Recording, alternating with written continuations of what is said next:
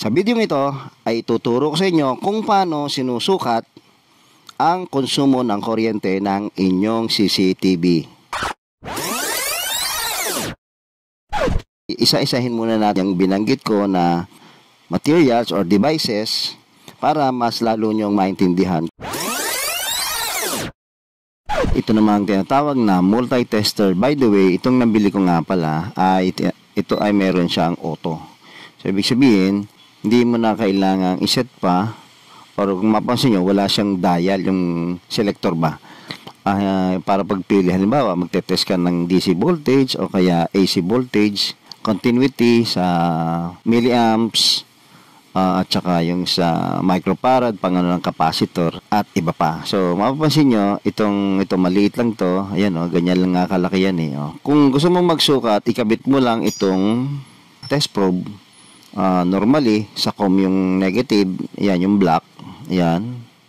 Tapos, ito namang pula ay kadalasan ay dito. Pag magte-test ka ng, yun nga, ng mga kuryente, kaya i-adjust natin. So, yan, ganyan pag nagte-test, yan, ganyan ang paggamit niyan.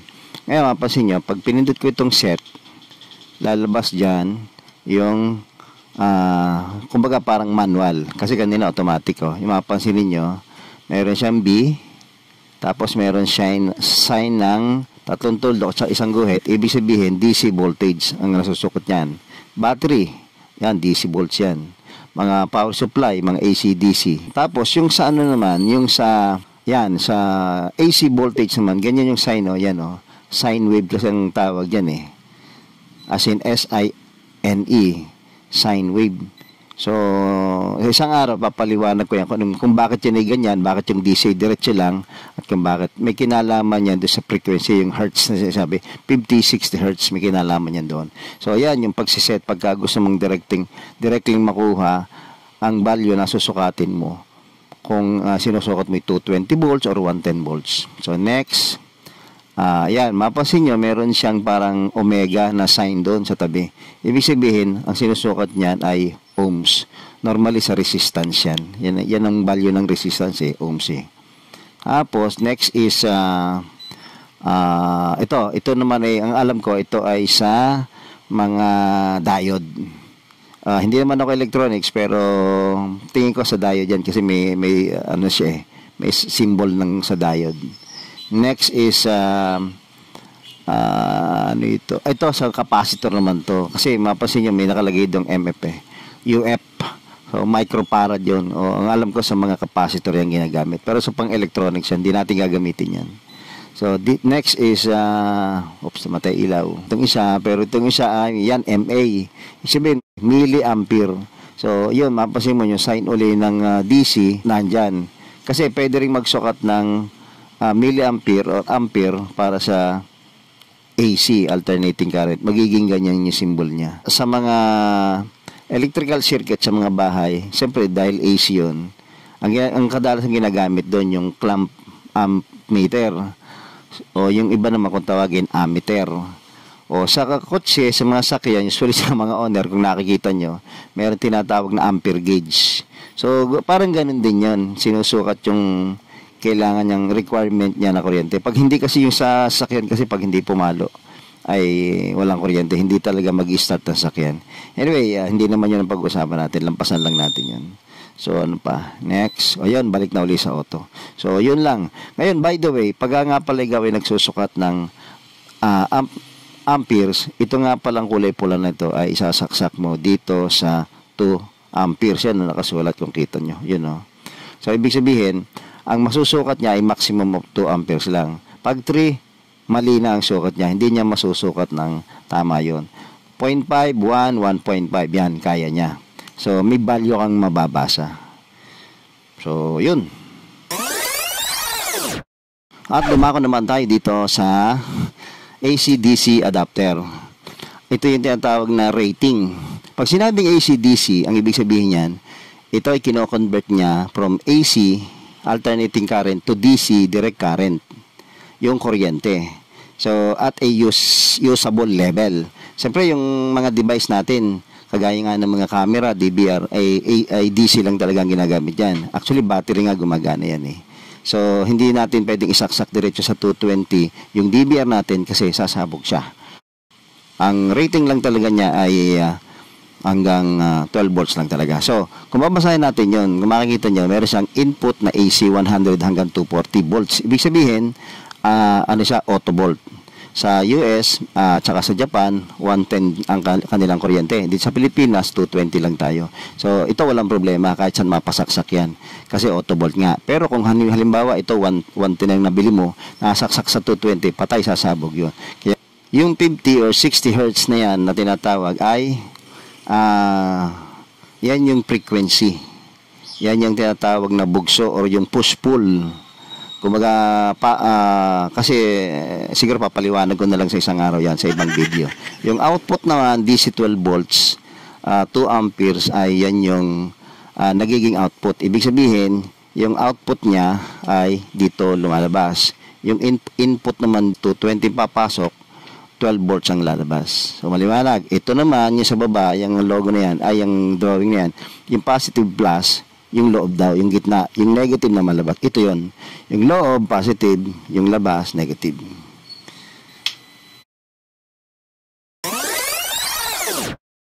Next naman, AC-DC, power adapter. Ito naman ganitong klase. So, ganun din yan. Kung ano yung laman, nung pinakita ko ng AC-DC adapter, ito din yung laman. Ang pagkakaiba lang nito, yung casing niya. So, mapapansin nyo, meron siyang parang cabinet. Weatherproof siya. Ibig sabihin, pwede ito sa labas. Pwedeng mabasa. Ngayon, ang isang pagkakaiba nito, ito, kung hindi ko nagkakamali, 2.67 amperes ang kaya. So, lamang siya ng 0.67. Next is camera naman. Ayan o. Ito ay sasample ko lang ay itong may camera na may LED na infrared light. So, kung mapapansin nyo, kung naaalala nyo doon sa isang video ko, ito yung kamerang ito ay pag tinakpan mo, ganyan, kasi meron nga diyang light sensor, may lumalagitik. Ibig sabihin, gumagana yung IR cut filter niya. Pag gumana yon, lalo sa gabi naman gumagana lang yon, iilaw ngayon itong mga LED na ilaw to, magiging makikita ang kulay pula. So, ibig sabihin, gumagana na yung infrared light. Pagka ganon, mas mataas ang kailangan niyang amperage. Mas mataas ang kailangan niyang current flow para mapagana mo lahat. Ito namang DVR or NVR. Sa example natin, ito ay DVR. So, yan. Mapasin nyo dito yung saksakan ng kuryente. 12 volts yan. Yan, nakasulat to. Kita nyo? 12 volts. Ngayon, madalas, siyempre, pagbili nyo ng DVR, may kasama ng power supply yan eh. Tingnan ninyo kung ano nakalagay na amperes. Minsan nakalagay 3 amperes. Bakit? Bakit 3 amperes? Bakit hindi 2 amperes? Kasi nga, ang kumukonsumo ng kuryente dito, itong board na ito. Yung board na yan.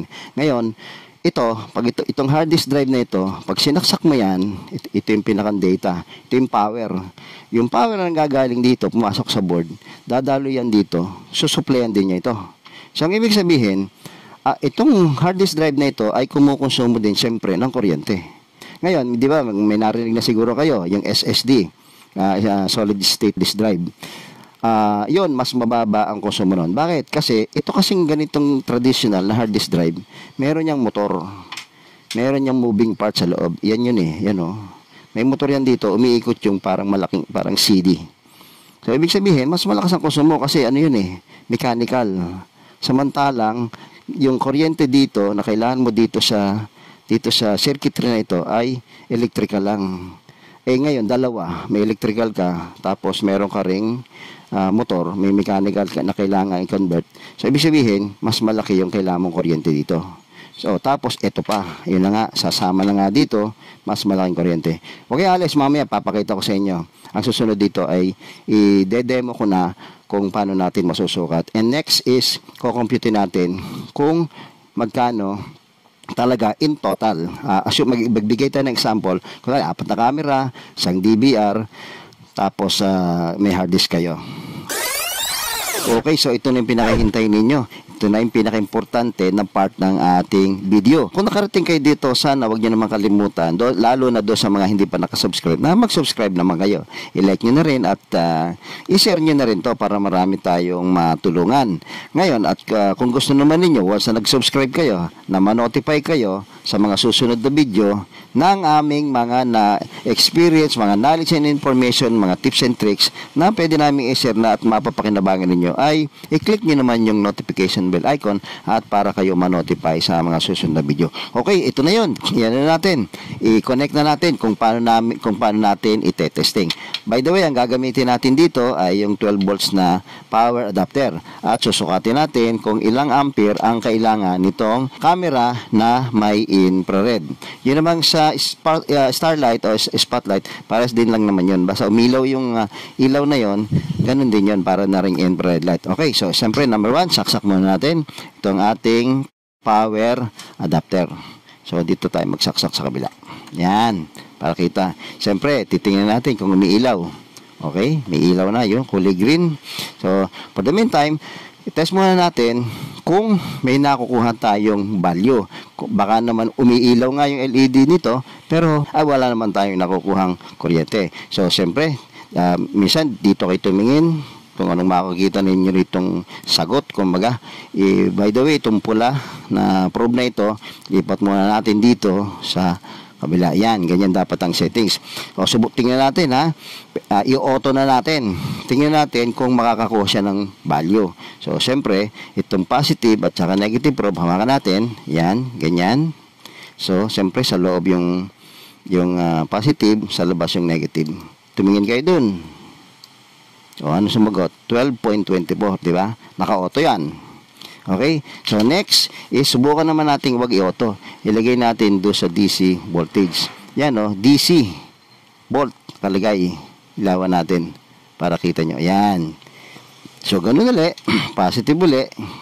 Tapos negative sa labas. Ano labas? 12.25. Okay? So, hindi yan naka-auto. Yan, o. Ilagay natin sa auto ulit. Para kahit anong gamitin natin. Yan. Siguradong tatama yan. Okay. Next is, kailangan gamitin natin itong tinatawag na isang pares ng DC male and female. Yan o. Ngayon, ang isang complete circuit, pag sinabing complete circuit, may power supply at saka may load. Yan.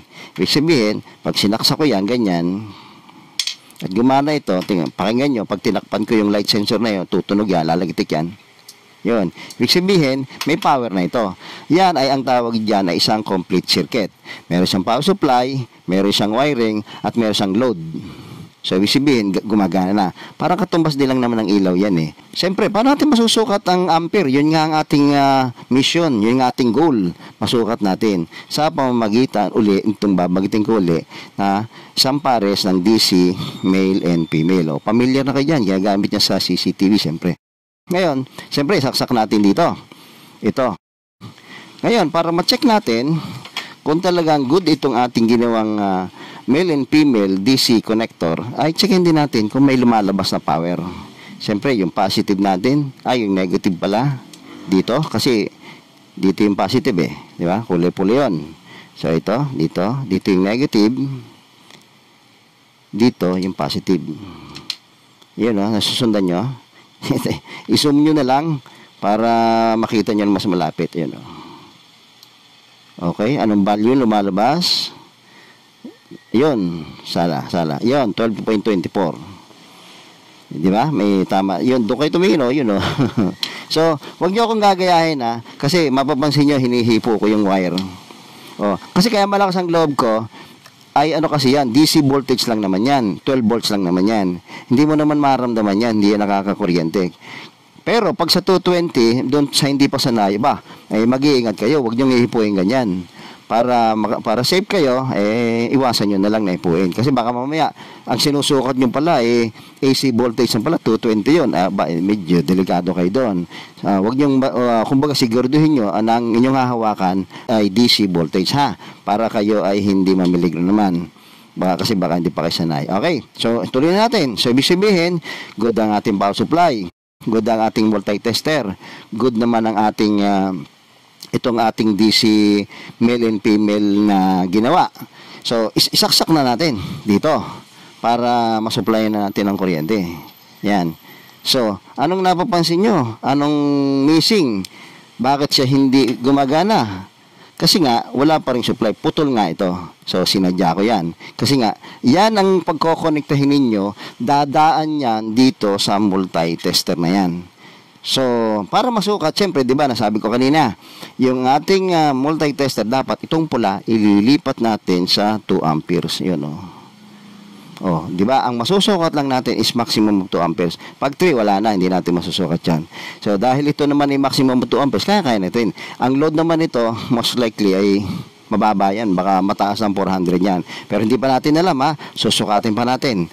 Ito ay preparatory doon sa computation natin ng electric bill. So, kailangan malaman natin kung ilang ampere talaga ang binibigay. Dalawa nga pala, by the way, dalawa yung makukuha natin value.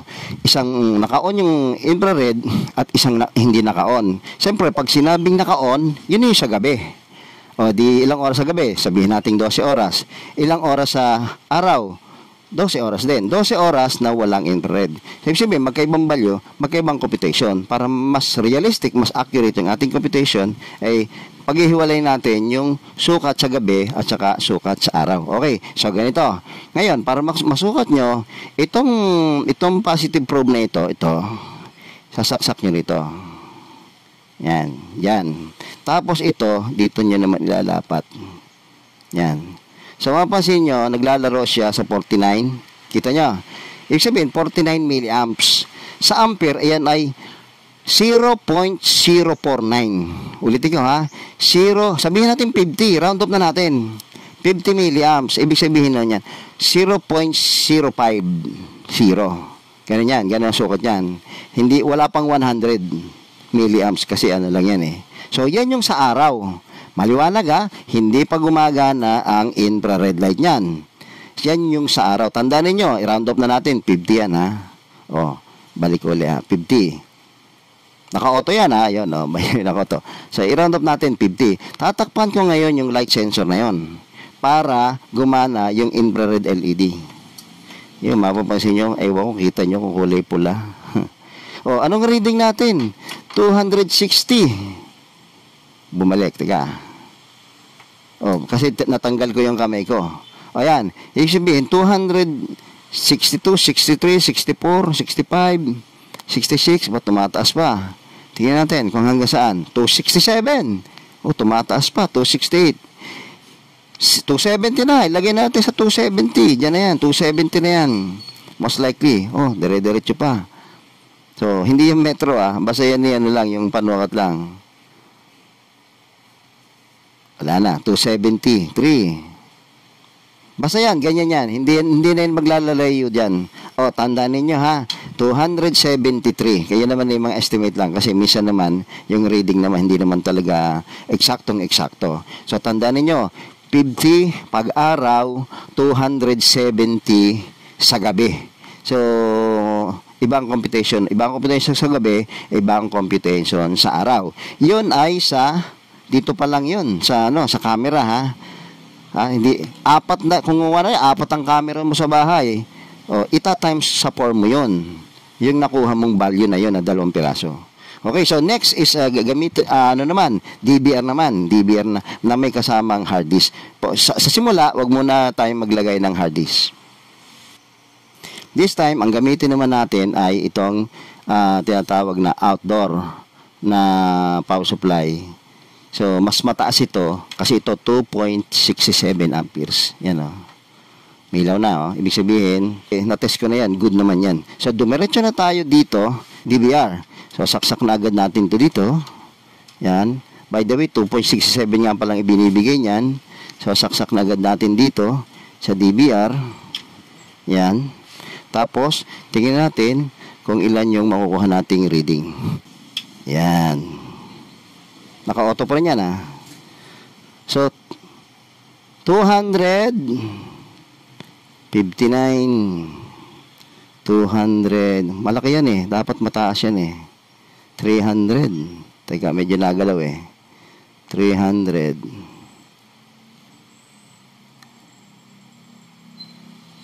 334. Yun. Ilagay natin sa 334. Okay, by this time, let's do the math. Huwag kayong masyadong ma-intimidate ha, kasi simple arithmetic lang to. Calculator nga lang gagamitin natin eh. So, relax lang kayo. Huwag kayong ma-stress, huwag kayong mag-panic. Kayang-kaya nyo ito. So, yan. Kung makikita nyo sa ating whiteboard, meron tayong tatlong entry. Namely, siyempre, yan ay yung camera kanina na sinukat natin. Actually, isang piraso lang yon. Sa araw, ang naging reading natin ay 0.050 amps or 50 milliamps. Isa lang yon ang value na yun. Ngayon, siyempre, i-multiply natin sa 4 kasi yan ating example. Kunwari, 4 na camera ang customer. Siyempre, that will give us a product of 0.2 amps or 200 milliamps. Yun yung sa araw. Kung maalala nyo, 12 oras natin kinompute yun. Pero mamaya, susundan natin yung 12 oras. Tapos ito namang sa nighttime, camera amperage naman. Ganun din, 4 na camera din. Ang reading natin, pag nakabukas yung infrared light, tinakpan natin yung light sensor kanina, ay 0.273 amps. Yun yung ating reading or 273 milliamps. Pag minultiply natin sa 4 na camera sa gabi, ang nagiging product natin ay 1.092 amps. So, ano na, whole value na parang 1 amps na. Tapos, yung DVR naman natin, with hard disk na, hindi na natin kinonsider yung walang hard disk kasi useless naman ng CCTV pag walang hard disk. Ikabit natin yung hard disk drive at ito yung nagiging konsumo natin, 0.330, not necessarily konsumo, Einstein corrected, yun yung current flow. So, 0.330 amps. Okay? Next slide. And then, siyempre, yung 0.2 amps natin kanina, para makuha natin ang total watts per device, 0.2 amps times 12 DC volts, kasi yun yung voltaheng pinapagana natin sa kanya, that will give us 2.4 watts. So, this time, ang ating measurement or ang value natin is in watts na. Kasi kung maalala nyo, ang talagang power consumption talaga ay sinusukat sa watts. Actually, ang ating formula for getting the power consumption is yung DC voltage or yung volts times ampere. That will give us the product of power consumption in watts. Yun yung unit of measurement, watts. So, mapapansin niyo sa ating whiteboard, 0.2 amps yung reading natin sa araw, multiply natin siya sa DC 12 volts. So, that will give us 2.4 watts. Ganon din naman doon sa camera. Sa gabi naman, 1.092 amps ang reading natin. Tapos, 4 na camera din yan. 12 DC volts. So, that will give us a product of 13 watts. O, yung pala ang power consumption sa gabi. 13 watts. Ito namang sa araw ay 2.4 watts. So, mas matipid talaga sa araw. At ganoon din naman sa DVR. Ang DVR natin ay that give us a product of 3.96 watts. O, yun pala ang power consumption. Okay? Next slide. And then, next, siyempre kailangan malaman natin kung ang computation kasi ng mga Meralco, ng mga power producer, power distributor, mga kooperatiba, kung saan sa bansa, iba't iba yan, laging in hour. Kumbaga, ito ay power consumption per hour. Yun ang kinocompute. Halimbawa, 50 kilowatt hour. Laging hour. So, by this time, kailangan yung ating nakuhang value kanina doon sa previous slide, kung 2.4 watts, 2.4 watt hour, ito yung konsumo sa loob ng isang oras. So, ganun din naman doon sa isang camera, 13.104, at sa DVR, yun din. So, kumbaga, in 1 hour, 13, yung mga value na yan, continuous na ginagamit sa loob ng isang oras, yun yung kinocompute kung magkano talaga yung pagbabayaran sana. Mamaya, yung sa next slide, makikita nyo, i-divide na natin yan sa 1,000 para maging kilowatt hour na. Next slide. So, yan, oh. So, ibig sabihin, kanina, 2.4 watt hour times 12 hours. Siyempre, ginagamit natin ng 12 oras yan sa araw, sa loob ng 30 days, kasi isang buwan na talaga yung kukumputin natin dyan, at i-divide natin sa 1,000 para makuha natin yung kilowatt hour use. At ganun din naman dun sa ibang camera at saka sa DVR. 12 oras din ginagamit sa loob din ng 30 days yung isang camera. Sa gabi nga lang. Ito namang isa ay 24 hours na. Yung ating sa DVR kasi wala tayong kinukonsider yung pang-araw at pang-gabi. Basta yun, magat hapon, araw at gabi, continuous naman ng DVR. Kaya minultiply natin sa 24 hours. Minultiply natin sa 30 days and then divide sa 1,000 para makuha natin yung resulta ng in kilowatt hour na talaga siya. And lastly, dito sa last slide na ito ay makikita nyo sa ibaba, meron na tayong 91.55 pesos. Ito yung total power consumption in kilowatt hour in 1 month. So, actually ito ay hindi ito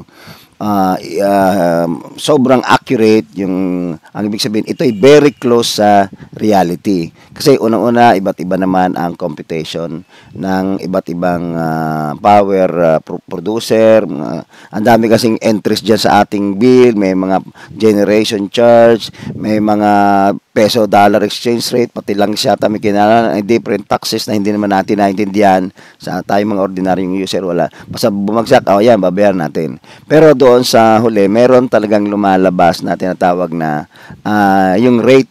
So, yun na lang yung ating kukunin. In our case, do sa bill natin is 11.96 per kilowatt hour. Yun ang ating rate per kilowatt hour. So, dito sa ating computation, meron tayong consume sa loob ng isang buwan do sa isang camera pang araw na 0.864 kilowatt hour. Duman sa panggabi, actually same camera yan ha. Alam niyo naman yun, 4 na camera yan. 4.071744, hindi ko na round up. So, kilowatt hour yung konsumo ng isang camera sa gabi. At sa DVR naman, 24/7, 24 hours gamit, 2.851 kilowatt hour. So, sa total power consumption, lumalabas siya sa 7.65504 kilowatt hour. So, multiply natin yan sa 1196 and that will give us the product of 91.55. So, depende. Sa totoo lang, iba't iba ang konsumo talaga ng mga camera. Meron kasi ako nakitang camera, matakaw talaga, malakas talaga konsumo ng kuryente. Pero itong in-example natin, kitang-kita nyo naman, ang tester ko naman, sa tingin ko naman, wala naman siguro problema. Kung ano talagang lumabas na result doon sa screen, sa LCD screen, yun yung kinuha natin. So, in fact, puro old model pa nga yung camera na ating ginamit. So, siguro, yun ay isang dahilan kaya mababa yung value. Pero kung sakali man na ang gamitin natin, mga ibang camera ng mga modelo ngayon, most likely mas mataas kasi mas mataas ang resolution, siyempre pag mataas ang resolution ng camera, mas yung processing ng loob noon, yung gumagalaw ng mga maliliit na kuryente doon ay mataas din most likely. So, pero most likely ano naman yan, kung ma-double or ma-triple, mababa pa rin. Sabihin mo, times 3 ng ating 91 ngayon na nakuha, mababa pa rin, almost 300. So, siyempre, ang mga variables dyan ay, siyempre, may mga power loss, minsan may mga power adjustment and everything, etc. etc. So, medyo hindi natin masyadong itatakil yun kasi, ano na yun mga patakaran na yun ng power producer, mga distributor, tsaka, siyempre, yung gobyerno, kasali din dyan kasi may mga tax na involved dyan. So, wag natin mag-usapan yun. So, ibig sabihin, ang ating konsumo na lumabas ay gano'n na lang kaliit. So, kaya yung katanungan sa akin ng madalas sa customer ko, magkano kaya ang inaabot? Actually, yung taas nga lagi na binibigay ko, sabi ko, nag-range po yan sa 250 hanggang 300 pesos in 1 month. Pero pag nagdagdag kayo ng camera, siyempre, madadagdagan pa yan. So, ibig sabihin, nung sinabi kong 250, 300 pesos per month, hindi na sila masyadong namamahalan kasi talaga namang mahal ang singil ng kuryente ngayon. So, kumbaga, yun, na by this time, na nagkaroon na ng idea ang aking mga customer na ganun pala, talagang may mga kumukonsumo talaga. Eh, sabi ko naman, anong gusto nyo? Patayin. Hindi gagana CCTV nyo, nagtitipid kayong kuryente, paano kung manakawan naman kayo? Baka mas mahal pa yung manakaw sa inyo kaysa doon sa tinitipid yung kuryente. Wag na lang, bumili pa kayo ng CCTV para proteksyonan yung bahay nyo, ang buhay nyo, ari-ari, mga properties, tsaka negosyo nyo. So, why not gamitin? Ganun talaga, pag bumili ka ng CCTV, pakabit ka, meron talagang kuryenteng konsumo. Wala tayong magagawa. So, yun, sana, hopefully, nasagot ko yung tanong ng aking karamihang customer at ganun din naman, yung mga gusto mag-DIY dan at pati na rin yung mga kaibigan kong mga installer na nagtatanong din na paano kino-compute yung konsumo ng kanyang CCTV. So yun, ganyan yung sa simpleng pamamaraan, medyo may konting mathematics lang. So sana huwag kayo ma-intimidate. Tuloy nyo lang. Okay, so by this time, ako po ay magpapalam na sa inyo. Maraming salamat po sa inyong panonood, sa inyong suporta. Sana ay patuloy kayong manood at patuloy nyong abangan ang mga susunod na video natin at